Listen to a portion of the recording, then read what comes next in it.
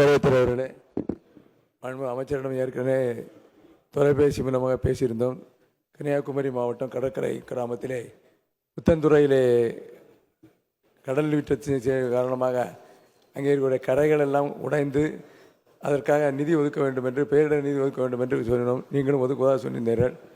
அதேபோல் மாண்புமிகு நமது பொதுப்பணித்துறை அமைச்சர் WRO அமைச்சர் அவர்கள் பேசும் பொழுது பல்வேறு கருத்துக்களை சொன்னார்கள். சப்ளிமெண்ட்ரி கொஸ்டினில் இது சம்பந்தம் என்று சொன்னார்கள். ஆனால் மிக திறமையான அமைச்சர் அவர். PWD ஒரு என்சைக்ளோபீடியா என்று சொல்லலாம். அதேபோல் நீங்களும் இந்த நிர்வாகத்தில் என்சைக்ளோபீடியா இருக்கிறீர்கள். ஒரு 35 லட்ச ரூபா தான் தேவைப்படுகிறது. ஆகவே இந்த புத்தந்துறை கிராமத்தினுடைய கடற்கரை மீனவர்களினுடைய வாழ்வாதார உரிமையை காப்பும் விதமாக 35 லட்சம் ரூபாயை பேரிடர் நிதி மூலமாக வழங்கும்படி உங்களை தாழ்மையுடன் கேட்டுக்கொள்கிறேன். மாண்புமிகு அமைச்சர். மாண்புமிகு பேரவைத் தலைவர்களே, மாண்புமிகு உறுப்பினர் சூழ்நிலை தொகை பெரிய தொகை அல்ல. அது பேரிடர் அரசாங்கத்திற்கு வந்ததா என்பதை மாவட்ட ஆட்சித்தலைவர் மத்தியில் கேட்டு உடனடியாக அது அப்படி வரவில்லை என்று சொன்னால் உடனடியாக பரிந்துரை செய்து WRDOடு இதை சொல்லிடுறேன். அப்புறம் நீங்கள் சொல்லுங்கள், நான் சொல்கிறேன்.